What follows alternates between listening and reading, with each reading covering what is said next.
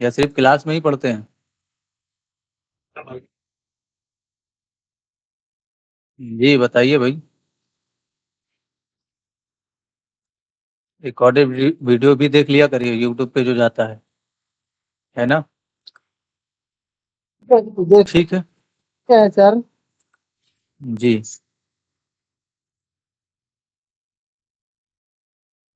तो last video में हम जो है प्रॉमिस को समझ रहे थे।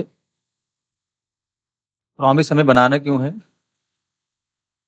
या जब हम जनरली आप अभी इसका बेहतर यूज नहीं समझ पाएंगे, बट फिर भी मैं अभी आपको एक और एग्जांपल दूंगा उससे रिलेटेड, तो शायद आपके कुछ कॉन्सेप्ट और क्लियर हो जाएं। ठीक है। जी क्लास स्टार्ट करें क्या? जी सर।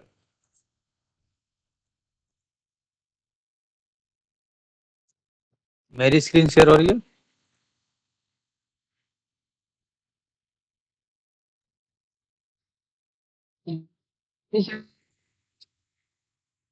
ठीक है। तो रिसेंटली हमने जो है इस पे काम किया था। हम यहाँ से डेटा सबमिट करते थे और यहाँ पर शो होता था।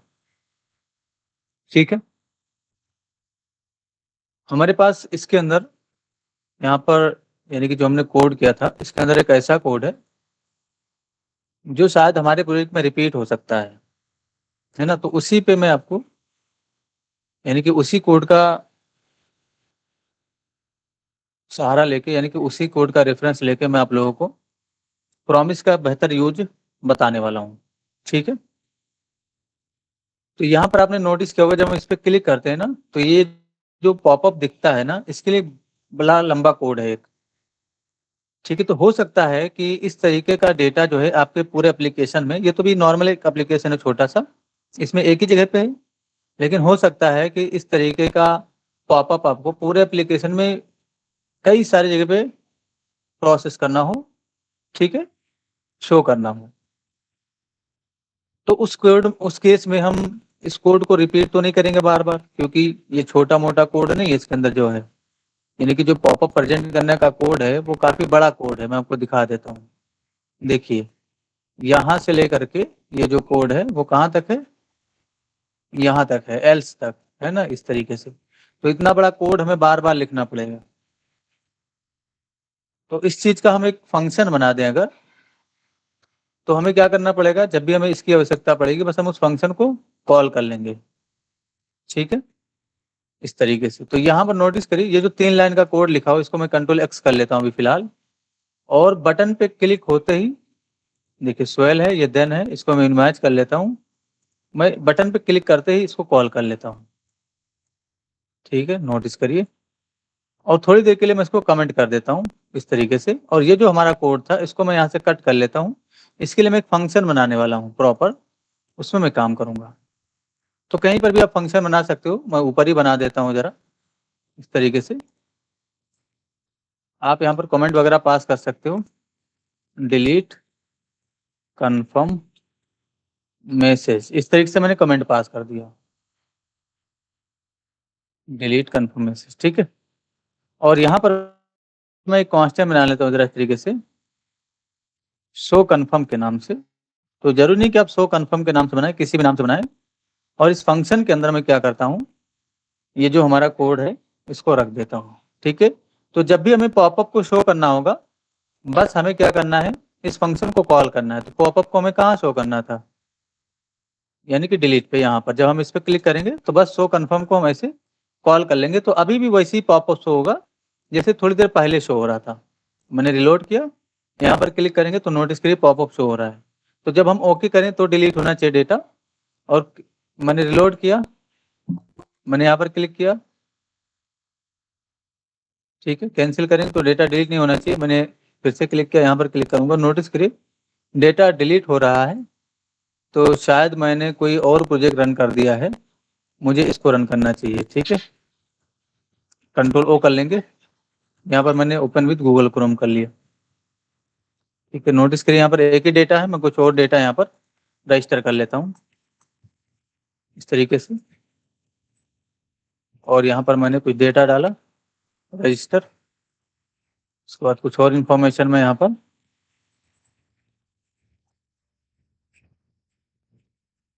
ठीक है, तो मैंने कुछ डमी डेटा रजिस्टर कर लिया। नोटिस करिए अभी जब मैं इस पर क्लिक करूंगा तो क्लिक करते ही डेटा डिलीट होगा। सॉरी, मैं देख लेता हूँ पहले कोड।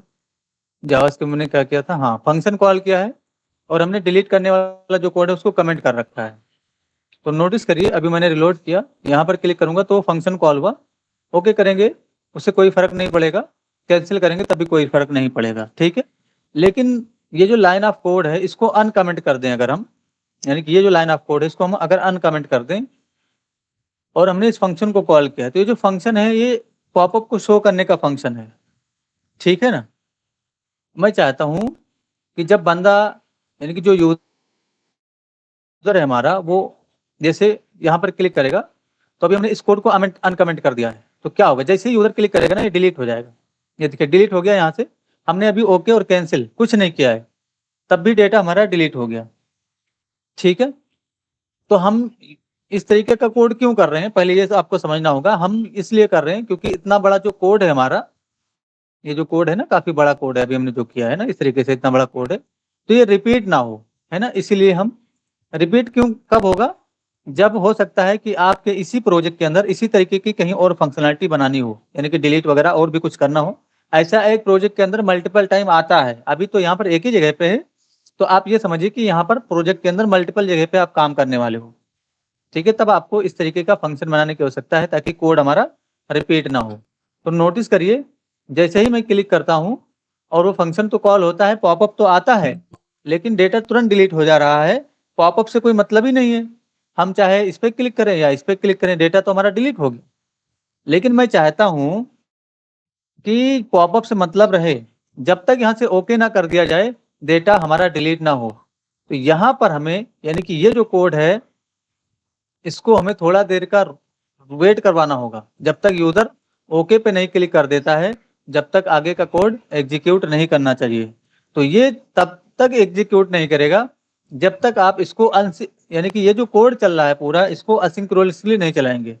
अभी ये कैसे चल रहा है, अभी ये सिंक्रोनियस चल रहा है, ये कॉल हो गया उसके बाद ये चलेगा ही चलेगा, चाहे आप ओके करिए कैंसिल करिए उससे मतलब नहीं है, ये चलेगा ही चलेगा। तो अभी क्या करना होगा, हमें इसको असिंक्रोनियसली चलाना होगा, ठीक है। और इस फंक्शन को कॉल कर रहे हैं तो ये जो फंक्शन आपने कॉल किया है और इसके नीचे जो आपका कोड वेट करने वाला है, इसके ऊपर जो फंक्शन आपने कॉल किया है इसके ये प्रॉमिस रिटर्न करना चाहिए, तभी आप वेट कर पाएंगे यहाँ पर।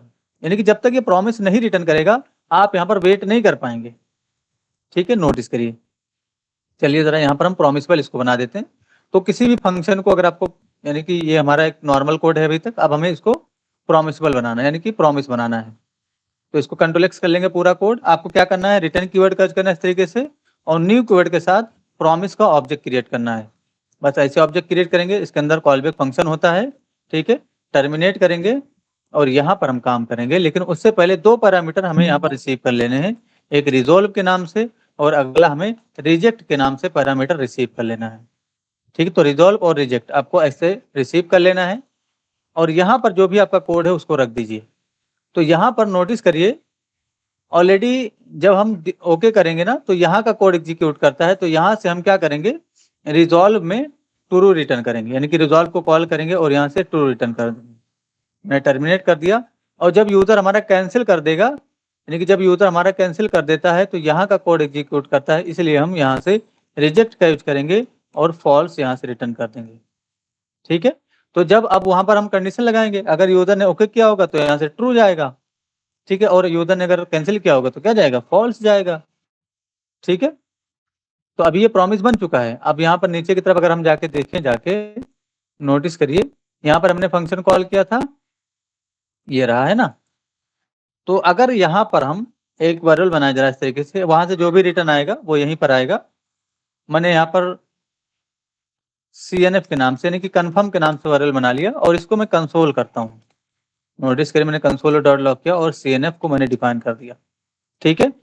टर्मिनेट कर देंगे। नोटिस करिए मैंने रिलोड किया और इंस्पेक्ट कर लेता हूं मैंने इंस्पेक्ट किया इस तरीके से, कंसोल में जाऊंगा, ये जो हमारा डिलीट का बटन है मैं इस पर क्लिक कर रहा हूँ। नोटिस करिए जैसे ही मैं क्लिक करूंगा डेटा तो डिलीट हो जाएगा हमारा। ये देखिए डेटा डिलीट हो गया, लेकिन यहाँ पर क्या आया, प्रॉमिस आया और प्रॉमिस पेंडिंग बताया जा रहा है। ठीक है, तो अभी हमने इसको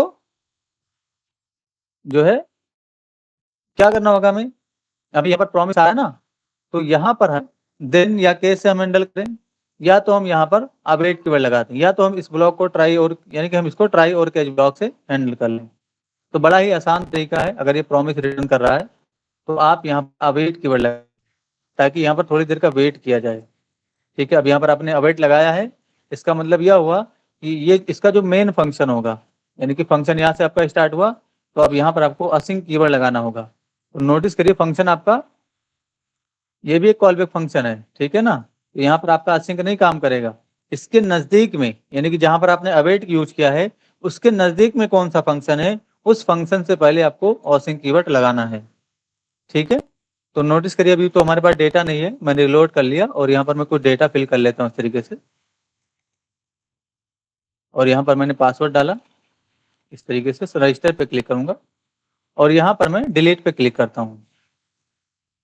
ठीक है, तो अभी जब मैं ओके करूंगा, अभी कुछ हुआ नहीं, देखिए डिलीट नहीं हुआ डेटा पीछे की तरफ, देख लीजिए अभी थोड़ी देर पहले जब हम काम कर रहे थे तो डिलीट हो जा रहा था।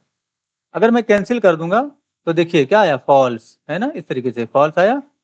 ओके करेंगे, अगर मैं यहाँ पर फिर से क्लिक करूं और यहाँ पर मैं ओके कर दूं तो नोटिस करिए क्या आया, ट्रू आया, आया ना ट्रू।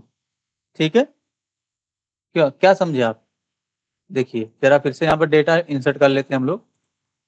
मैंने @gmail.com का यूज किया। ठीक है, तो अभी मैंने रजिस्टर पे क्लिक किया, नोटिस करिए एक डेटा है हमारे पास। अभी मैंने डिलीट पे क्लिक कर दिया। ठीक है, तो देखिए डिलीट नहीं हुआ है, अभी हमारा जो कोड है ये रीयूजेबल हो गया। जब तक हम ओके नहीं करेंगे डिलीट नहीं होगा, क्योंकि देखिए कैंसिल कर देंगे तब भी डिलीट हो जाएगा डेटा, और ओके कर देंगे तब भी डिलीट हो जाएगा डेटा। अभी अभी देखिए यहाँ पर देखिए, अभी मैं कैंसिल करने जा रहा हूँ लेकिन पीछे की तरफ देखना, जैसे मैंने कैंसिल किया, अच्छा ठीक है, यहाँ पर एरर आ गया। एरर इसलिए आया क्योंकि हमने इसको हैंडल नहीं किया है, तो इसको हैंडल करना होगा आपको। ठीक है, यानी कि एक्सेप्शन हैंडलिंग, अगर यहाँ पर एरर आ गया इस लाइन पे तो इसके नीचे का कोड नहीं चलेगा। देखिए नोटिस करिए कौन सी लाइन पे एरर आया, 107। 107 पे अगर कोई एरर आ गया है, कन्फर्म, ठीक है, ये आपका 107 है। अच्छा ये फंक्शन होता है, तो जनरली ये जो कंसोल किया हमने, यानी कि यहीं पर एरर आया है, यानी कि इस फंक्शन के अंदर, तो नोटिस करिए इसके नीचे का कोड एग्जीक्यूट नहीं करेगा। अगर हम इसको यानी कि हैंडल कर लें, देन और कैसे या ट्राई के अंदर रख दें, तो ट्राई ब्लॉक को के अंदर रखने के लिए आप क्या कर सकते हो, इसको कंट्रोल X कर लीजिए और यहाँ पर आप ट्राई ब्लॉक टाइप करिए और ऐसे डिफाइन कर दीजिए, और यहाँ पर आपको कैच ब्लॉक का यूज करना होगा। अगर आपने ट्राई लगा दिया है तो बस यहाँ पर एरर हो जाएगा आपका। ठीक है,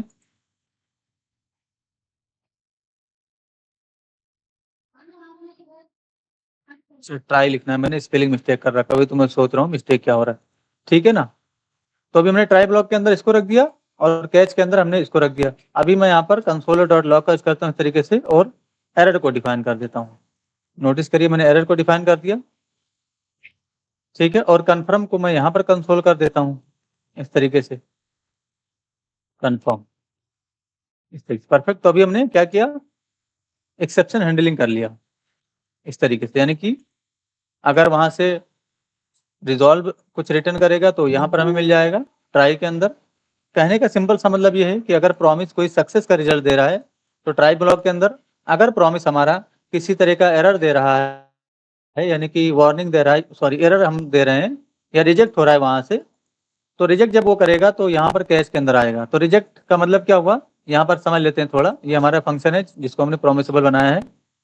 ठीक है, तो नोटिस करिए दो पैरामीटर हम रिसीव करते हैं, एक रिजॉल्व ए रिजेक्ट प्रॉमिस के अंदर। तो रिजॉल्व से आपको कभी भी सक्सेस का रिजल्ट देना है, तो जब हमें ट्रू रिटर्न करना था तो हमने रिजॉल्व का यूज किया है, जब हमें फॉल्स रिटर्न करना था तो हमने रिजेक्ट का यूज किया। तो रिजेक्ट का मतलब रिजेक्ट कर दिया गया, ठीक है, एरर। और रिजॉल्व का मतलब सक्सेस, यानी कि रिजॉल्व के अंदर रख रहे हो अगर आप तो इसका मतलब सक्सेस, यहाँ पर भी आप रिजॉल्व यूज करेंगे तो इसका मतलब भी सक्सेस हो जाएगा। ठीक है, तो नोटिस करिए मैंने रिलोड किया, अभी जो एरर आ रहा था वो अब एरर नहीं आएगा। ऐसे मैंने डिफाइन कर दिया और यहाँ पर मैंने पासवर्ड का यूज किया। ठीक है, इस तरीके से रजिस्टर पे क्लिक करेंगे। नोटिस करिए रजिस्टर हो चुका है डेटा। रिलोड कर लेंगे एक बार, यहाँ पर क्लिक करेंगे। अगर मैं कैंसिल पे क्लिक कर दूं तब भी डेटा डिलीट हो गया। अगर मैं यहाँ पर क्लिक करके ओके पे क्लिक कर दूं तब भी हमारा डेटा डिलीट हो जाएगा। लेकिन नोटिस करिए जब मैंने कैंसिल पे क्लिक किया था तो यहाँ पर क्या आया, फॉल्स आया, और जब हमने ओके पे क्लिक किया तो ट्रू आया। अब हमें मालूम है कि जब हम ओके पे क्लिक करेंगे, यानी कि जब हम ओके करेंगे तो हमारा यहाँ का कोड एग्जीक्यूट करता है, यानी कि यहाँ पर ये है ना, ये यानी कि जब हम ओके करेंगे तो यहाँ का कोड एग्जीक्यूट करेगा। तो इसलिए हम क्या करेंगे, यहाँ पर जो है ये जो हमारा लाइन ऑफ कोड है यहाँ पर रख सकते हैं इस तरीके से, यानी कि यहाँ पर इस तरीके से। परफेक्ट। तो अब क्या होगा, हमें इससे कोई मतलब नहीं है, हम चाहे कंसोल करें ना करें कोई इशू नहीं है, वो तो आपका जो पॉपअप है वो शो ही हो ही रहा है। तो जब आप इसको हम रिसीव करें ना करें इससे भी कोई मतलब नहीं है, क्योंकि जब यूजर ओके करेगा तभी यहाँ पर आएगा आपका कंपाइलर, और यूजर ने अगर कैंसिल कर दिया तो यहाँ पर कंसोल हो जाएगा। ये तो हमें एरर को कंसोल करने की आवश्यकता नहीं है, कोई इशू नहीं है, आप कंसोल करें ना करें इससे कोई दिक्कत नहीं है। ठीक है, लेकिन हाँ कैच को आपको लिखना होगा यहाँ पर। अगर आपने कैच नहीं लिखा ना तो ये एरर आएगा। यहाँ पर नोटिस करिए कैच लिखना कंपलसरी है। ठीक है, तो आप चाहें तो कंसोल कर सकते हैं इस तरीके से, उससे कोई इशू नहीं होगा।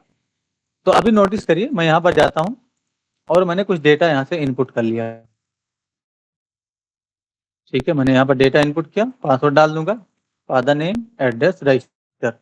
तो नोटिस करिए रजिस्टर हो गया। अगर मैं यहाँ पर क्लिक करके कैंसिल कर दूं तो अब डेटा डिलीट नहीं होगा। अगर मैं क्लिक करके ओके कर दूं तो डेटा हमारा डिलीट हो गया। ठीक है, तो जब हमें नहीं मालूम होता है, जैसे हमने अभी सर्वर का रिक्वेस्ट करने जा रहे हो, आप सर्वर से किसी डेटा को मंगाने जा रहे हो, तो आपको ये नहीं मालूम है कि सर्वर क्या करेगा, आपके रिक्वेस्ट को रिजेक्ट करने वाला है या आपको कोई रिस्पॉन्स देने वाला है। ठीक है, हमें नहीं मालूम होता है, तो वहां पर हम एक्सेप्शन हैंडलिंग करते हैं। नोटिस करिए, चलिए इस कोड को हम और ज्यादा सॉर्ट कर सकते हैं। कैसे सॉर्ट कर सकते हैं, देखिए हमने अवेट कीवर्ड का यूज किया था ना, ये सब हटा दीजिए। यहाँ पर ऐसे लिखिए, इस कोड को हमने अवेट कीवर्ड का यूज किया है और इसके नीचे ये सारा कोड लिख रखा है। यहाँ पर मैं एक वेरिएबल बनाता हूँ जरा इस तरीके से CNF के नाम से, यानी कि कन्फर्म के नाम से, और कंसोल और डॉट लॉग का करता हूँ इस तरीके से, और मैं CNF को प्रिंट करता हूँ। ठीक है, टर्मिनेट कर दीजिए। इसको हम कंट्रोल X कर लेंगे। थोड़ी देर के लिए मैंने इसको कमेंट करके रखा ताकि डिलीट ना हो डेटा, मैं आपको कुछ दिखाना चाहता हूँ। रिलोड करेंगे, इंस्पेक्ट कर लेंगे, यहाँ पर जाऊँगा मैं। ठीक है, यहाँ पर मैंने इनपुट किया, यहाँ पर भी मैंने इस तरीके से डिफाइन कर दिया। ठीक है, रजिस्टर पे क्लिक करूंगा। नोटिस करिए डेटा हमारा आ गया। अगर मैं यहाँ पर क्लिक करूं और ओके कैंसिल कर दूं तो क्या आया यहाँ पर,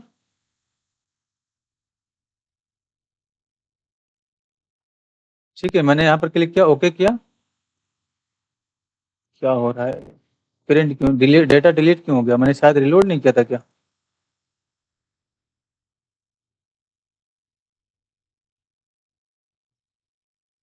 ठीक है, एक बार और ट्राई कर लेते। प्रोजेक्ट ये वाला चैप्टर, अच्छा हाँ वही तो मुझसे गलती हो गया। ठीक है, इस प्रोजेक्ट में काम करना था हमें, दो जगह पे खुला हुआ था। ठीक है, मैंने रजिस्टर पे क्लिक किया, इंस्पेक्ट कर लेते हैं। नोटिस करिए मैं कंसोल में गया और मैं डिलीट पे क्लिक करके मैं ओके करता हूँ तो क्या आएगा, डेटा क्यों डिलीट हो जा रहा है। एक काम करते हैं, इसको भी कट करके हम फिर से ओपन कर लेते हैं।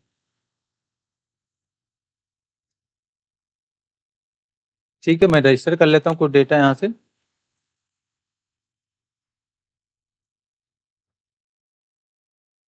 और यहाँ भी मैं चेक कर लेता हूँ कि कौन से फाइल में हूँ मैं अभी। हाँ ठीक है, इसी में हूँ। परफेक्ट। ठीक है, मैंने यहाँ पर क्लिक किया, ओके करूंगा। नोटिस करिए डेटा डिलीट नहीं हुआ और कंसोल में क्या होगा, ट्रू आया होगा। ठीक है, यहाँ पर मैं जाता हूँ, ओके करता हूँ तो फिर से ट्रू आया। अगर मैं यहाँ पर क्लिक करके कैंसिल कर दूँ तो नोटिस करिए फॉल्स आया। तो इसको आपको एग्जैक्ट जैसे ट्रू प्रिंट हो रहा है वैसे ही आपको इसको भी प्रिंट करना चाहिए। ठीक है, हम चाहें तो इस पर कंडीशन लगा सकते हैं कि अगर ट्रू आ रहा है तो डेटा डिलीट होना चाहिए। तो आप ऐसे यहाँ पर एक कंडीशन पास कर दो, इफ कन्फर्म। अगर कन्फर्म है यानी कि कन्फर्म में ट्रू आया है तो ये कोड एग्जीक्यूट करेगा, यानी कि डेटा डिलीट होगा। तो मैंने यहाँ पर डिफाइन कर दिया। तो ऐसे कर सकते हो आप, लेकिन ऐसे जब करेंगे तो प्रॉब्लम क्या होगा वो समझिए जरा। मैंने रिलोड किया, यहाँ पर मैंने क्लिक किया, अगर मैं कैंसिल कर दूं तो नोटिस करिए एक एरर आ गया। अगर मैं रिलोड करूं और यहाँ पर मैंने क्लिक करके ओके कर दिया तो एरर नहीं आएगा, डेटा डिलीट हो गया। तो जब आप कैंसिल करेंगे ना तो उस केस में एरर आएगा। एग्जैक्टली यूजर को नहीं पता चलेगा कि कोई एरर आया है, यानी कि यूजर को नहीं पता चलेगा। जैसे मैंने रजिस्टर पे क्लिक किया, ठीक है, तो नोटिस करिए अभी मैं एक और डेटा रजिस्टर कर लेता हूँ इस तरीके से। ठीक है, यहाँ पर मैंने .com लिखा इस तरीके से, मैंने रजिस्टर पे क्लिक कर दिया। ठीक है, नोटिस करिए मैंने यहाँ पर क्लिक किया, कैंसिल कर दिया। यूजर को कुछ पता चला क्या कोई एरर आया है? मैंने यहाँ पर क्लिक किया, कैंसिल कर दिया। यूजर को कोई इंफॉर्मेशन नहीं जाएगी कि हाँ एरर है। लेकिन ऐसा नहीं करना चाहिए हमें। इस केस में हमारा एरर आ रहा है कंसोल में, नोटिस करिए। और ऐसा नहीं कि हमारा एरर आ गया तो हम दोबारा क्लिक करके ओके करेंगे तो डेटा डिलीट नहीं होगा, डेटा डिलीट हो जाएगा दोबारा, और एरर वो आपका शो होता रहेगा कंसोल के अंदर इस तरीके से। ठीक है, तो इस चीज पे आपको ध्यान देना चाहिए। इसीलिए आपको कंप्लीटली इसको एक्सेप्शन हैंडलिंग से हैंडल करना चाहिए अगर कहीं पर से भी प्रॉमिस रिटर्न आ रहा है तो, जैसे हमने थोड़ी देर पहले किया था। ठीक है, तो या तो आप ट्राई और कैच ब्लॉक का यूज करिए, या तो आप देन और कैच ब्लॉक का यूज करिए। चलिए, अभी मैंने थोड़ी देर पहले आपको ट्राई और कैच ब्लॉक का यूज करना बताया था, अब मैं देन और कैच ब्लॉक का यूज करना बता देता हूँ। तो आपको क्या करना है, बटन पे क्लिक करते ही शो कन्फर्म फंक्शन को कॉल करना है इस तरीके से। और इसके लिए आपको देन फंक्शन, यहाँ पर हमारा जो है रिस्पॉन्स यानी कि सक्सेस का रिस्पॉन्स, तो ऐसे आप सक्सेस को रिसीव कर लीजिए। कॉल बैक फंक्शन का डेफिनेशन करेंगे, यहाँ पर हम इंटर कर सकते हैं, और जो हमारा डिलीट वाला कोड है वो यहाँ पर डिफाइन कर देंगे। अब डिलीट हो जाएगा। देन के अंदर इसका मतलब यूजर ने ओके किया है। यहाँ पर हमें कैच ब्लॉक का यूज करना है, और यहाँ पर हम एरर को रिसीव करेंगे, कॉल बैक को डिफाइन करेंगे इस तरीके से, और यहाँ पर हम कंसोल और डॉट लॉग का यूज करेंगे। एरर को हम प्रिंट कर देंगे जो भी आए। अगर प्रिंट करना चाहें तो करिए, नहीं तो कोई इशू नहीं है, या आप चाहें तो इसको हटा भी दीजिए, इससे कोई इशू नहीं होगा आपको। ठीक है, तो हम यहाँ पर इसको जरूर लगाएंगे। अगर हम नहीं लगाते हैं तो क्या होता है देख लेते हैं जरा। मैंने रिलोड किया, ठीक है, इंस्पेक्ट कर लेते हैं, और मैं कंसोल में जाता हूँ। ये देखिए मैंने इस पर क्लिक किया, कैंसिल करूंगा तो नोटिस करिए एरर आ जाएगा। इसलिए आपको कैच लगाना इंपॉर्टेंट है। तो कैच जब आप लगा देंगे ना तो फिर एरर नहीं आएगा, फॉल्स मिल जाएगा आपको। देखिए मैंने यहाँ पर क्लिक किया, कैंसिल करेंगे, देखिए डायरेक्ट एग्जैक्ट फॉल्स मिल गया ना आपको इस तरीके से। तो अभी आपने क्या समझा ओवरऑल? अभी आपने ये समझा कि अगर कोई हमारा कोड रिपीट हो रहा है, जैसे इतना बड़ा कोड है, अब हमें मल्टीपल जगह पे इसका यूज करना है। अब हमने इसको इस तरीके से बना दिया है ना कि बस हमें इस फंक्शन को कॉल करना है और ये अपना काम करके दे देगा हमें। ठीक है, यानी कि हम उस फंक्शन को कॉल करेंगे, बस हमें क्या करना है उस फंक्शन को कॉल करना है ऐसे। उसके लिए आपको देन और कैच ब्लॉक को हैंडल करना होगा। ठीक है, तो वही सिंपल हो गया, पहले से ज्यादा सिंपल हो गया कोड आपका। या अगर आप ऐसे नहीं हैंडल करना चाहते हैं तो आप ट्राई और कैच ब्लॉक का यूज करिए। तो ट्राई स्टार्ट करेंगे इस तरीके से, उसके बाद हमारा कैच स्टार्ट हो जाएगा। तो ये और आसान होता है, ये मुझे ज्यादा आसान लगता है। ऐसे कंसोल कर देंगे हम एरर को। ठीक है, और यहाँ पर अपने फंक्शन को कॉल कर लेंगे अवेट कीवर्ड लगा के। तो अवेट लगाइए, और ये जो शो कन्फर्म फंक्शन है बस इसको कॉल कर लीजिए। तो यहाँ का कोड तब एग्जीक्यूट करेगा जब वहां से रिजॉल्व हुआ होगा, यानी कि जो है रिजॉल्व हुआ होगा, यानी कि सक्सेस का रिजल्ट होगा तब। अगर वहां से रिजेक्ट हुआ होगा तो ये चलेगा। तो ऐसे आप कर सकते हो इस चीज को। तो काफी सिंपल हो गया अब आपका कोड। ठीक है, अब वो जो आपका कोड है वो रीयूजेबल हो चुका है। अब उसको कहीं पर भी कितनी बार कॉल करिए कोई इशू नहीं होगा, वो बढ़िया से आपको रिजल्ट देगा। ठीक है, तो आई होप आपको ये चीजें क्लियर होंगी। जी आगे काम करें अब हम। जी बताइए भाई, प्रॉमिस से रिलेटेड, ट्राई और कैच ब्लॉक से रिलेटेड, आसिंक अवेट से रिलेटेड चीजें क्लियर हैं? तो अवेट आप तभी यूज कर सकते हो जब आपने ट्राई ब्लॉक का यूज किया होगा, यानी कि ट्राई ब्लॉक का यूज करें हैं। अच्छा, विदाउट ट्राई भी आप अवेट का यूज कर सकते हो, ऐसा नहीं, जैसे थोड़ी देर पहले हमने किया था, है ना, अभी दिखाया ना, दिखाया था ना आपको। तो अवेट लगाया जा सकता है। ठीक है, तो याद रहे आप देन का जब यूज करेंगे तो इस फंक्शन से पहले अवेट कीवर्ड नहीं लगाएंगे। ठीक है, ट्राई के अंदर हैं तो आप अवेट लगाइए, या इस फंक्शन को कॉल करते समय आप अवेट कीवर्ड लगा सकते हैं। और अवेट कीवर्ड आपका यहाँ पर तभी काम करेगा जब आपने इसके नजदीकी मैन फंक्शन में, यानी कि इसका जो नजदीकी कॉल बैक होगा, कॉल बैक यही तो है इसका, यानी कि कॉल बैक फंक्शन, तो इस फंक्शन से पहले आपको असिंक कीवर्ड जरूर लगाना है। तो async keyword, await keyword, try keyword, catch keyword, then keyword और कैच कीवर्ड, है ना। तो सारे हमने यूज किए, कैसे यूज करना है, कब यूज करना है, प्रॉमिस हमें क्यों बनाना चाहिए, कब बनाना चाहिए, ये सारी इन्फॉर्मेशन आपको मिल चुकी है। तो अभी आपको जब देखिए एक बार में कुछ भी नहीं समझ में आएगा, जब हम उससे रिलेटेड काम करना शुरू करेंगे तब हमारी चीजें क्लियर होंगी। ठीक है, परफेक्ट। तो ये हो गया, ठीक है।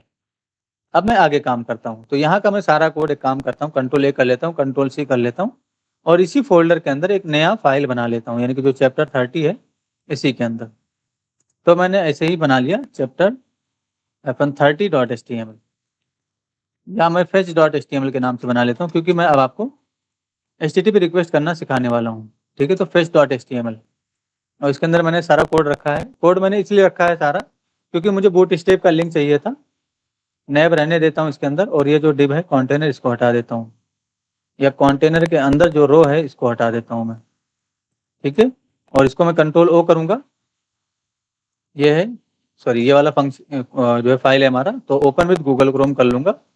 देखिए इस तरीके से दिख रहा है कुछ हमें। अभी मैं आप लोगों को HTTP रिक्वेस्ट करने बताने वाला हूँ। तो जब हम पुराने तरीके से काम करते थे जावास्क्रिप्ट के अंदर, तो वहाँ पर हम अलग ही तरीके से एजाक्स रिक्वेस्ट करते थे। तो एजाक्स रिक्वेस्ट या HTTP रिक्वेस्ट दोनों एक ही चीज़ है। ये चीज़ ध्यान में रखिएगा कि जब भी आपसे बोला जा रहा है HTTP रिक्वेस्ट, या जब भी आपसे बोला जा रहा है एजाक्स रिक्वेस्ट, तो ये समझ लीजिएगा कि दोनों चीज़ एक ही है। आपसे HTTP रिक्वेस्ट की ही बात की जा रही है। कहीं पर भी आपको बोला जा रहा है कि क्या आपको रिएक्ट जेएस के अंदर एजाक्स रिक्वेस्ट करने आता है, क्या आपको पाइथन के अंदर एजाक्स रिक्वेस्ट करने आता है, क्या आपको जावास्क्रिप्ट के अंदर एजाक्स रिक्वेस्ट करने आता है, क्या आपको नोड जेएस के अंदर एचटीटीपी रिक्वेस्ट करने आता है। तो इंटरव्यू वगैरह में ऐसे क्वेश्चन किए जाते हैं। ठीक है, तो आपको कंफ्यूज नहीं होना है। एचटीटीपी रिक्वेस्ट का मतलब यानी कि एजाक्स रिक्वेस्ट करना, HTTP रिक्वेस्ट करना। HTTP रिक्वेस्ट का मतलब ये हो गया कि हम किसी API का रिक्वेस्ट करेंगे सर्वर पे, और वो हमें कुछ डेटा देगा, किसी भी तरह का डेटा हो सकता है। ठीक है, तो वही हम करना सीखने वाले हैं अभी। यहाँ पर मैं fetch.js के नाम से एक फाइल बना लेता हूँ, fetch.js। fetch.js हमारा इसी चैप्टर 30 वाले के अंदर होगा। तो मैंने ऐसे डिक्लेयर कर दिया fetch.js के नाम से फाइल। ठीक है, अलर्ट करके देखेंगे सबसे पहले अलर्ट हो रहा है कि नहीं। तो नोटिस करिए मैंने अलर्ट कर दिया है। रिलोड करूंगा यहाँ पर आके, नोटिस करिए अलर्ट हो चुका है। इसका मतलब अब हम आगे काम कर सकते हैं। तो पहले जब हम काम करते थे तो उसके लिए हमें एक्सएमएल का ऑब्जेक्ट वगैरह क्रिएट करना पड़ता था, लेकिन अब हमें कोई इशू नहीं है, यानी कि वैसा कुछ काम करने की आवश्यकता नहीं है। HTTP रिक्वेस्ट करने के लिए नॉर्मली हमें एक फंक्शन देता है जावास्क्रिप्ट फेच के नाम से, उसी का हम यूज कर लेंगे, तो हमारा HTTP रिक्वेस्ट से रिलेटेड सारा प्रॉब्लम सॉल्व हो जाएगा। लेकिन जो पहले होता था XML HTTP रिक्वेस्ट का हम ऑब्जेक्ट क्रिएट करते थे, उसमें थोड़ा सा वो थोड़ा कॉम्प्लिकेटेड भी था, और उसके अंदर हमें अलग अलग स्टेट पे जो है चीज़ों को चेक करना होता था। ठीक है, तो उसके लिए आपको ज़्यादा सोचने की आवश्यकता नहीं, क्योंकि अब आपको लेटेस्ट तरीका ही यूज करना चाहिए जावास्क्रिप्ट के अंदर, फेच फंक्शन का। यानी कि फेच फंक्शन की हेल्प से भी हम HTTP रिक्वेस्ट कर सकते हैं। अब जब भी आप HTTP रिक्वेस्ट करने जा रहे हो, तो आपको ये पता होना चाहिए कि आप करने क्या जा रहे हो। जैसे कि अगर आप as a front end developer कहीं पर भी काम कर रहे हो, सपोज करो किसी कंपनी के अंदर हो आप, और आप as a front end developer काम कर रहे हो, और किसी प्रोजेक्ट के अंदर आप काम कर रहे हो, जैसे हमारा एक प्रोजेक्ट है। ठीक है, और एक बैकएंड डेवलपर भी है आपके साथ, या हो सकता है कि आप ही बैकएंड डेवलपर हो, दोनों काम आप कर रहे हो, फ्रंट एंड का बैकएंड का। ठीक है, तो पहले आपको सोचना है कि हम करने क्या जा रहे हैं, HTTP रिक्वेस्ट करने की आवश्यकता क्या है। तो मुझे ये करना है कि यहाँ पर जो है HTTP रिक्वेस्ट करना, और जैसे ही ये पेज लोड होगा मुझे यहाँ पर कुछ प्रोडक्ट्स की इंफॉर्मेशन शो करनी है। ठीक है, तो प्रोडक्ट्स की इंफॉर्मेशन शो करने के लिए आपके पास सर्वर में कोई एपीआई होना चाहिए, यानी कि सर्वर पे आपका कोई एपीआई होना चाहिए, उसी का आप रिक्वेस्ट करेंगे तब यहाँ पर प्रोडक्ट की इंफॉर्मेशन शो होगी। अब आपको ये भी ध्यान रखना है कि प्रोडक्ट इंफॉर्मेशन कब शो होगी, हम लिंक पे क्लिक करेंगे तब शो होगी, या ड्रॉप डाउन पे किसी मेनू पे क्लिक करेंगे तब शो होगी, या इस पे क्लिक करेंगे या नेम बार पे क्लिक करेंगे तब शो होगी, या पेज लोड होते ही शो होगी, ये भी आपको सोचना है। ठीक है, तो मुझे क्या करना है अभी, पेज लोड होते ही सारे प्रोडक्ट को शो करना है, यानी कि जो प्रोडक्ट है हमारा उसको यहाँ पर शो करना है पेज लोड होते ही। ठीक है, तो पेज लोड होते ही कैसे शो करेंगे वो अभी आपको मैं बता देता हूँ। तो हमें यूआरएल चाहिए होगा जिसका हम एचटीटीपी रिक्वेस्ट करेंगे, ठीक है। पेज रेंडर होते ही यानी कि पेज लोड होते ही हमें क्या करना है, फेच फंक्शन को कॉल करना है और किसी यूआरएल को यहाँ पर देना होगा, तभी ये हमें डेटा देगा पेज लोड होते ही। या हम ऐसा कर सकते हैं, एक कॉन्स्टेंट बना सकते हैं गेट डेटा के नाम से, ठीक है, इस तरीके से, और इस गेट डेटा को हम पेज लोड होते ही कॉल कर लेंगे।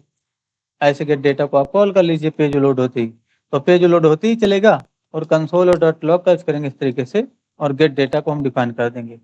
तो जब हम इस तरीके से, सॉरी गेट डेटा मैंने डिफाइन कर दिया, मैंने यहाँ पर ऐसे लिख दिया गेटिंग डेटा, तो अभी क्या होगा, पेज लोड होगा और कंसोल में आपको गेटिंग डेटा दिख जाएगा।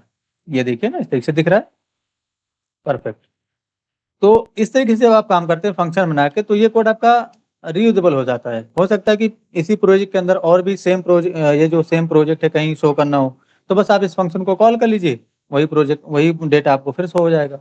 अब डेटा हमें शो करने के लिए, यानी कि हम एचटीटीपी रिक्वेस्ट करने जा रहे हैं, तो हमारे पास कोई एपीआई होना चाहिए। तो एपीआई हम यहाँ पर सर्च कर सकते हैं, ऐसे सर्च करिएगा fake store API dot com, fake store API dot com, देखिए गेट ऑल प्रोडक्ट्स, इस पर क्लिक करेंगे तो ये इसका यूआरएल है। इवन आप ये पूरा फंक्शन ही कॉल कर सकते हो इस तरीके से, ज़्यादा समझने की आवश्यकता नहीं है, और यहाँ पर डिफाइन कर दीजिए। तो कॉपी पेस्ट नहीं करना है, मैं आपको एक एक कोड लिख के बताऊंगा अभी, ठीक है। मैंने यहाँ पर नोटिस करिए इस तरीके से अरेंज किया, ठीक है। अच्छा, इसको ऐसे समझिएगा आप, ठीक है, मैं आपको लिख के भी बता देता हूँ तो ज़्यादा अच्छा रहेगा। अगर अभी हम रिलोड करेंगे ना, तो नोटिस करिए कंसोल में हमें इंफॉर्मेशन मिल जाएगा प्रोजेक्ट से रिलेटेड। ये देखिए कितना डेटा आ गया ना, प्रोडक्ट से रिलेटेड सारा डेटा, ठीक है। अब मैं आपको लिख के बताता हूँ कि कैसे इस पे आपको काम करना है, ठीक है। चलिए, तो अभी सबसे पहले आपको क्या करना है, मैं पूरा लिख के आपको बता देता हूँ। नोटिस करिए, फेच फंक्शन कॉल करना है, पेज लोड होती है अगर आपको एचटीटीपी रिक्वेस्ट करना है तो, या कैसे भी आपको करना है, किसी बटन पे क्लिक करने पे करना है, तब भी आप फेच फंक्शन ही कॉल करिए। अभी क्या कैसे होगा, अभी पेज लोड होती ही होगा। अब यहाँ पर आपको कोई यूआरएल देना है, तो यूआरएल हमें यहाँ से मिल जाएगा। ये यूआरएल है, इसको मैं कॉपी कर लेता हूँ इस तरीके से, मैंने कॉपी कर लिया, ठीक है, कंट्रोल सी कर लिया, और यहाँ पर मैंने पेस्ट कर दिया, ठीक है। नोटिस करिए मैंने पेस्ट कर दिया। अब ये आपको प्रॉमिस रिटर्न करेगा। अगर अभी आप यहाँ पर एक वेरिएबल बनाए जरा ठीक से डेटा के नाम से, और इसको कंसोल करें, है ना, नोटिस करिए मैंने कंसोल डॉट लॉग करके और डेटा को मैंने प्रिंट किया, तो अभी क्या करेगा, ये प्रॉमिस रिटर्न करेगा। नोटिस करिए मैंने रिलोड किया, इंस्पेक्ट करके टेस्टिंग करेंगे, देखिए, है ना, प्रॉमिस रिटर्न कर रहा है नहीं कर रहा है, ठीक है। और सक्सेसफुली आपका जो है रिस्पॉन्स सर्वर से आ रहा है, फुलफिल्ड लिख के आ रहा है ना, प्रॉमिस स्टेट क्या है, फुलफिल्ड, यानी कि सर्वर का रिस्पॉन्स हमें मिल रहा है। लेकिन इसको हमें हैंडल करना होगा, तब हमें डेटा मिलेगा, ऐसे डेटा नहीं मिल जाएगा हमें। तो हैंडल करने के लिए आप क्या कर सकते हो, या तो आप इसको ट्राई और केज ब्लॉक के अंदर रख दो। तो ट्राई और केज ब्लॉक के अंदर रखेंगे तो ये बड़ी ही आसानी से आपको समझ में आ जाएगा। नोटिस करिए मैं ये पूरा कोड यहाँ से कंट्रोल एक्स कर लेता हूँ, और मैं ट्राई ब्लॉक का यूज करता हूँ, और इस ट्राई के अंदर इसको डिफाइन कर दूंगा, कंसोल और डॉट लॉग सर्च करेंगे और डेटा को प्रिंट कर लेंगे। यहाँ पर अवेट कीवर्ड जरूर लगाएंगे, नहीं तो, अच्छा यहाँ पर सबसे पहले कैच कर लेते हैं डेटा को, यानी कि एरर को कैच कर लेंगे, और इस एरर को हम कंसोल और डॉट लॉग कर देंगे इस तरीके से, ठीक है। बहुत जल्द हम प्रोजेक्ट स्टार्ट करने वाले हैं। तो नोटिस करिए अगर आप अभी अभी हम इस पेज को रिलोड करें, तो अभी भी प्रॉमिस ही मिलेगा आपको। इंस्पेक्ट करके अगर हम जाके देखें, तो नोटिस करिए यहाँ पर हमें प्रॉमिस ही मिल रहा है, क्योंकि हमने ट्राई ब्लॉक का भी यूज कर लिया, यानी कि ट्राई और कैच ब्लॉक का भी हमने यूज कर लिया, तब भी हमें प्रॉमिस मिल रहा है, क्योंकि हमने यहाँ पर अवेट कीवर्ड नहीं लगाया है। तो अवेट लगाइए इस तरीके से, अब ये वेट करेगा जब तक रिस्पॉन्स नहीं आएगा, क्योंकि सर्वर पर रिक्वेस्ट कर रहे हो तो रिस्पॉन्स आने में थोड़ा टाइम लगेगा। अब यहाँ पर आपको अवेट कीवर्ड लगाना है, और अगर आपने अवेट कीवर्ड लगाया है, तो अब ये जो फंक्शन होगा वो असिंक्रोनसली एग्जीक्यूट करना चाहिए, इसलिए हमें इस कोड को असिंक्रोनियस बनाना होगा। तो असिंक्रोनियस बनाने के लिए बस आपको असिंक फंक्शन यहाँ पर लगाना है, ठीक है। तो ये एग्जैक्ट यूज है, एक्सेप्शन हैंडलिंग कैसे करना है, यही तरीका होता है। और ये जो एक्सेप्शन हैंडलिंग है ना, वो सभी प्रोग्रामिंग लैंग्वेज में लगभग आपको करना पड़ेगा, पाइथन के अंदर भी, पीएचपी के अंदर भी, नोड के अंदर भी, है ना, सभी के अंदर। अभी नोटिस करिए मैंने रिलोड किया, इंस्पेक्ट करके अगर हम देखेंगे तो हमें डेटा मिल जाएगा। कंसोल में जाएंगे, ये देखिए रिस्पॉन्स आ गया। इसी रिस्पॉन्स के अंदर से अगर हम डेटा के नाम से प्रॉपर्टी रीड करें, इसी रिस्पॉन्स के अंदर से अगर हम रिस्पॉन्स के अंदर से हम कौन सी प्रॉपर्टी रीड करेंगे? बॉडी नहीं, बॉडी नहीं रीड करेंगे, हेडर, स्टेटस कोड 200, ठीक है। अच्छा, डेटा रिस्पॉन्स, डेटा कौन सी प्रॉपर्टी के अंदर है भाई? जेसन, जेसन नहीं होगा, रिस्पॉन्स के अंदर है उसमें जेसन बॉडी। नीचे वाले रिस्पॉन्स के अंदर जेसन बॉडी है, जेसन। ये है।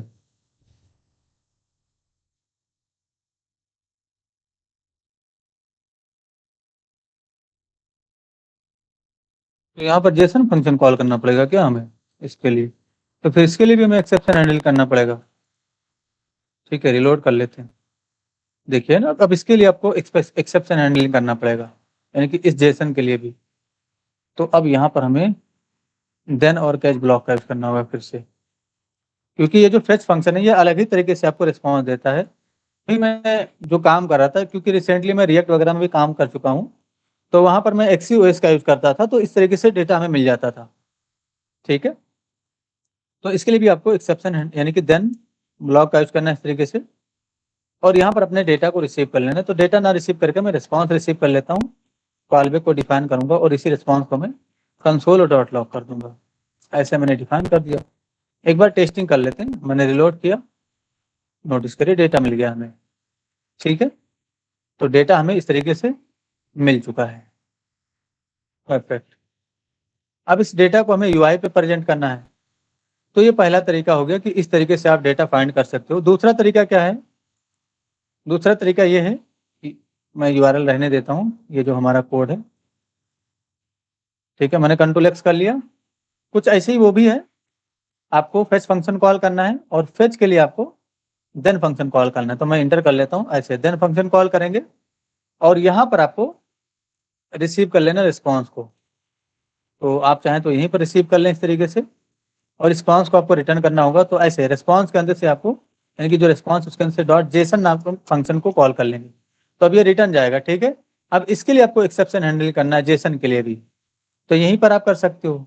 ठीक है, तो डॉट देन फंक्शन फिर से कॉल करिए और यहाँ पर अपना डेटा रिसीव करिए। ठीक है, और यहाँ पर आप ऐसे प्रिंट कर सकते हो कंसोल डॉट लॉग में डेटा। परफेक्ट। तो ये कुछ इस तरीके से समझिए, आप यहाँ पर एंटर कर लेंगे और यहाँ पर भी हम नहीं, ये शायद हमने कहीं ठीक है, 1 मिनट में कंसोल कर लेता हूँ पहले, शायद मुझसे कुछ गलती हो रहा है वहाँ पर। नहीं, ठीक है, परफेक्ट है ना, इस तरीके से। तो अभी भी आपको डेटा मिल रहा है। तो ये जो कोड है, देखिए इस लाइन का मैं आपको थोड़ा बड़ा लिख के दिखाता हूँ। ये तो मैंने थोड़ा शॉर्ट लिख दिया है, तो आपको थोड़ा कॉम्प्लिकेटेड लगेगा ये चीज। क्या करना है? डॉट देन फंक्शन कॉल करना है। इसके लिए आपको यहाँ पर अपने रिस्पॉन्स को रिसीव कर लेना है, कॉल बैक फंक्शन को डिफाइन करना है। उसके बाद आपको इस रिस्पॉन्स के अंदर से जो रिस्पॉन्स आया होगा, इसके अंदर से जेसन के नाम से फंक्शन कॉल करना है इस तरीके से। ठीक है, अच्छा, इसके लिए भी आप कैच ब्लॉक डिफाइन कर सकते हो, ताकि अगर कोई एरर आया हो तो वो आपको मिल जाए। तो मैंने ऐसे एरर को यहाँ पर डिफाइन करके कंसोल कर दिया एरर को। ठीक है, नोटिस करिए। ठीक है, अब ये जो जेसन फंक्शन आपने कॉल किया, इसके लिए भी आपको देन और कैच ब्लॉक को डिफाइन करना है। तो यहाँ पर आप डॉट लिख के लिखिए, या तो एंटर करके आप डॉट यहाँ पर दीजिए और इस तरीके से लिखिए। अब यहाँ पर आपको फिर से कॉल बैक फंक्शन का डिफिनेशन करना है, डेटा रिसीव करना है, ऐसे डिफाइन करना है, कंसोल और डॉट लॉग में डेटा को प्रिंट कर देना है। तो अब आपको डेटा मिलेगा, फाइनल डेटा। ठीक है, ये थोड़ा सा इसका जो है बड़ा डेटा, यानी कि एक्सप्लेंड तरीका, यानी कि बड़ा तरीका है लिखने का। यहाँ पर भी हम कैच को रिसीव कर सकते हैं, तो ऐसे कैच रिसीव करिए, अगर कोई एरर होगा तो आपको पता चल जाएगा। तो यहाँ पर भी हम ऐसे रिटर्न कर सकते हैं, या हम ऐसे लिख सकते हैं कंसोल डॉट लॉग में कैच को। ठीक है, सॉरी, एरर को ऐसे लिख देंगे। ठीक है, तो ये थोड़ा सा बड़ा लेंदी तरीका है इस चीज को सॉल्व करने का। ठीक है, तो पहले आपको इसके लिए देन फंक्शन और उसका कैच ब्लॉक डिफाइन कर देना है। अब यहाँ पर आपको रिस्पॉन्स को रिसीव करना है, उस रिस्पॉन्स के अंदर से जेसन फंक्शन। अब उस जेसन के लिए आपको फिर से एक्सेप्शन हैंडलिंग करना है। ठीक है, तो नोटिस करिए अभी भी हमें वैसे ही डेटा मिलेगा जैसे थोड़ी देर पहले मिल रहा था, लेकिन यहाँ पर जो है गेट डेटा, डेटा तो हमें मिला, लेकिन ये एरर क्यों? पहले ये एरर आता है, कुछ हमसे यहाँ पर या तो गलती हो गया होगा थोड़ा बहुत ब्रैकेट छूट गया, सेकंड कैच यहाँ पर। हाँ ठीक है, मैंने रिलोड किया, अभी भी ब्रैकेट का मसला नहीं है क्योंकि सिंगल पैरामीटर है, तो ऐसे लिख सकते हैं। कैच एक रहेगा ना सर, डॉट देन फिर कैच, एक कैच हटाना पड़ेगा। ये वाला दो वाला रहने देने का, लास्ट वाला, और नहीं, वो ये जो वाला कैच हटा है देंगे। डॉट देन नीचे रखना पड़ेगा कैच के ऊपर, रिस्पॉन्स का यहाँ पे कैच, हाँ वहां पे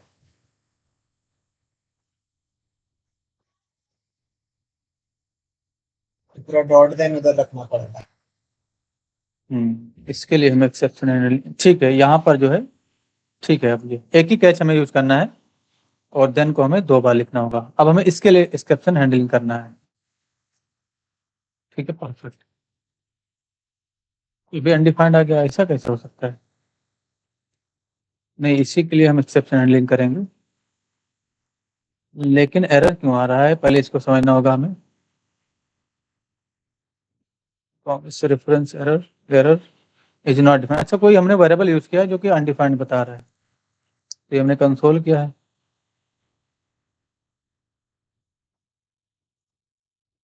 कैच ब्लॉक नहीं यूज करना चाहिए क्या हमें? ठीक है।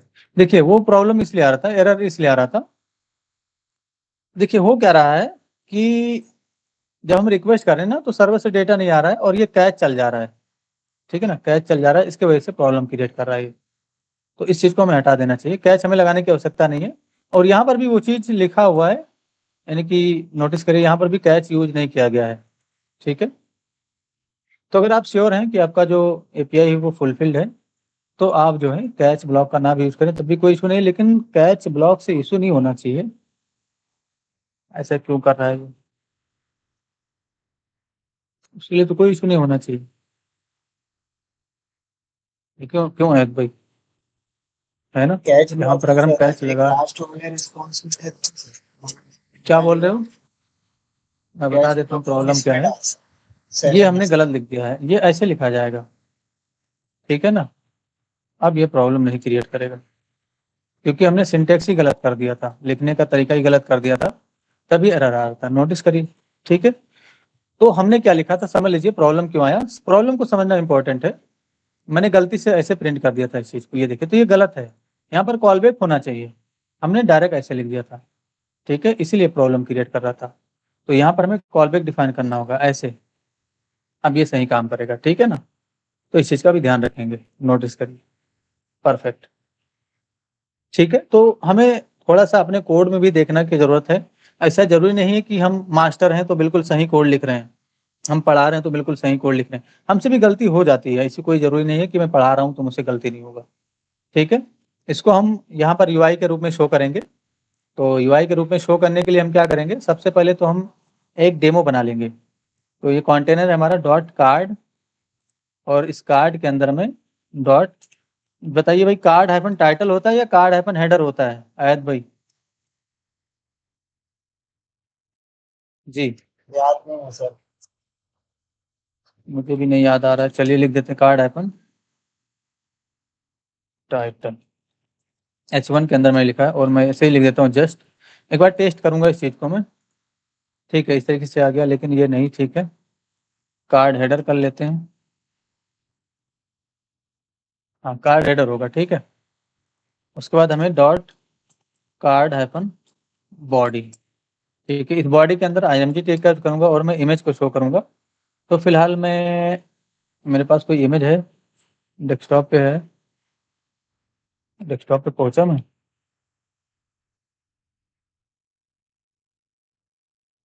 किसमें इमेज होगा मुझे खुद ही नहीं मालूम है। ठीक है, चलिए URL ले लेते हैं ना सर्वर से। इमेजेज यहाँ पर सर्च कर लीजिए और यहाँ पर हम क्लिक करेंगे, डमी इमेजेस। ठीक है, कोई भी इमेज ले लेता हूँ मैं, जैसे कि मैंने यही ले लिया। यहाँ पर क्लिक करेंगे और open image in new tab, तो यहाँ पर ये यूआरएल मिल जाएगा, कॉपी कर लेंगे और यहाँ पर हम डिफाइन कर देंगे। तो अब हमें सर्वर से ही डायरेक्ट इमेज मिल जाएगा। मैंने पेस्ट कर दिया, रिलोड करके टेस्टिंग कर लेंगे। ये देखिए तो इस तरीके इमेज नहीं आया, कुछ प्रॉब्लम है क्या इमेज? इमेज की जगह लिंक ओपन हो गई थी। सर एट्रीब्यूट गलत है, ये हमने कुछ गलत डाल दिया था। ये सही यूआरएल है इमेज का, ये सही यूआरएल है। ठीक है, तो ये हो जाता है कभी कभी। अभी आ गया इमेज, ठीक है। और इसके ठीक नीचे मुझे, तो मैं कोई मतलब बस आपको डेटा शो करने का तरीका बता रहा हूँ। कार्ड हाइफन फूटर, तो सबसे पहले आपको डिजाइन ही बनाना होता है, कार्ड हाइफन फूटर। उसके बाद जो है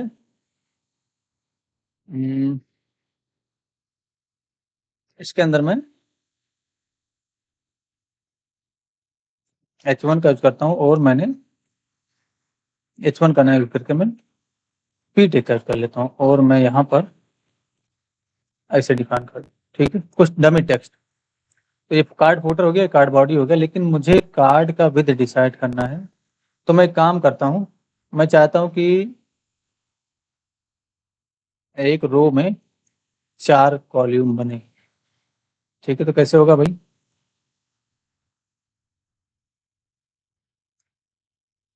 डॉट रो, ठीक है। और लेकिन लूप से भी हम इसको रिपीट करेंगे।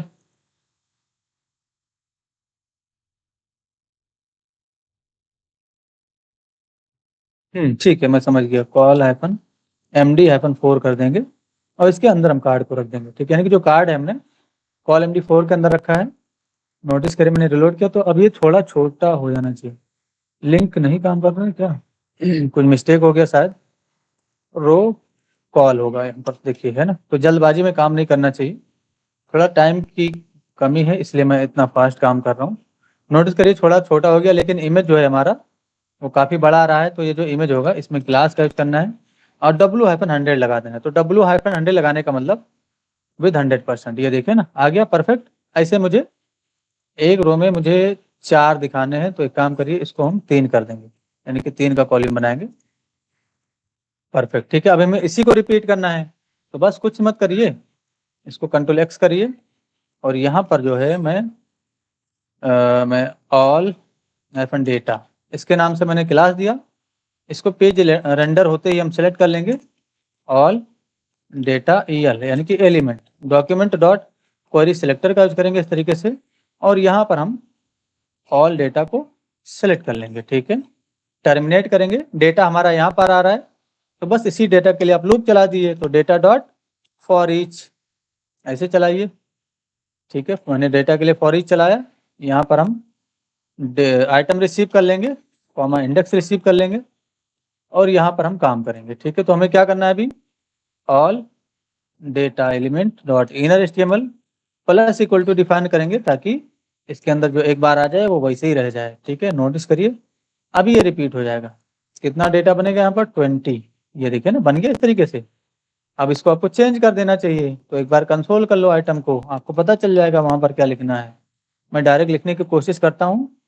मैं यहाँ पर एक काम करूँगा, डॉलर, और आइटम के अंदर से मैं टाइटल को रीड कर लेता हूँ। तो आइटम डॉट टाइटल देख लेते हैं, मैंने रिलोड किया।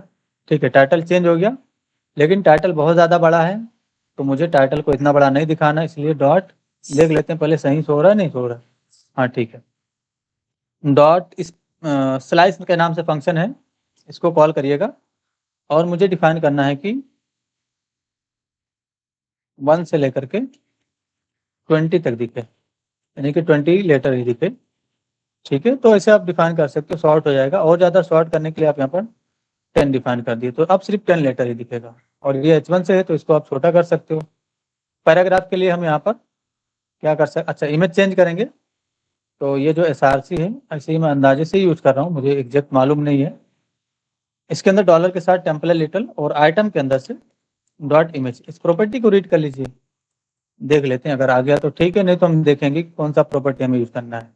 ये देखिए आ गया ना इस तरीके से, परफेक्ट। ठीक है, डिस्क्रिप्शन के लिए आप यानी कि पैराग्राफ में आपको क्या डिफाइन करना है, ये है पूरा, इसको हटाइए और यहाँ पर आपको डॉलर के साथ ये जो आइटम है इसके अंदर से डॉट डिस्क्रिप्शन को रीड कर लेना चाहिए। डिस्क्रिप्शन, नोटिस करिए मैंने डिस्क्रिप्शन को रीड किया, देख लेते हैं। ठीक है, डिस्क्रिप्शन भी आ गया।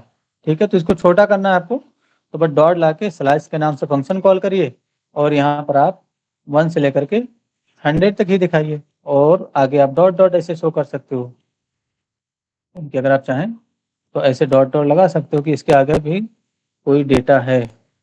ये देखिए ना इस तरीके से, परफेक्ट। तो ये सही डिज़ाइन नहीं है, बस मैंने आपको एक तरीका बताया है डिज़ाइन को शो करने का। तो डेटा फेच करने का ये तरीका है, लेकिन डेटा इंसर्ट करने का यानी कि अभी तो हमने सर्वर से मंगाया डेटा, अब हम सर्वर पे भेजेंगे तो उसका दूसरा तरीका है, सर्वर से डेटा डिलीट करने का दूसरा तरीका है, सर्वर पर डेटा अपडेट करने का दूसरा तरीका है ना। तो सभी के लिए अलग अलग तरीके हैं। अभी हमने डेटा फेच किया है तो ये अपना तरीके से काम करेगा। ठीक है, अब हमें डेटा हो सकता है यहाँ से भेजना हो सर्वर पे, जैसे हम फॉर्म वगैरह फिल करते हैं तो सर्वर पे ही जाता है ना, तो उसका अलग तरीका है, उसको भी हम देखेंगे। उसके बाद हम प्रोजेक्ट को अपने स्टार्ट कर देंगे। ठीक है, तो आई होप आपको क्लियर होगा। कुछ भी इशू है तो आप लोग जरूर पूछिए, आपकी हेल्प की जाएगी। Okay, thank you everyone, take care.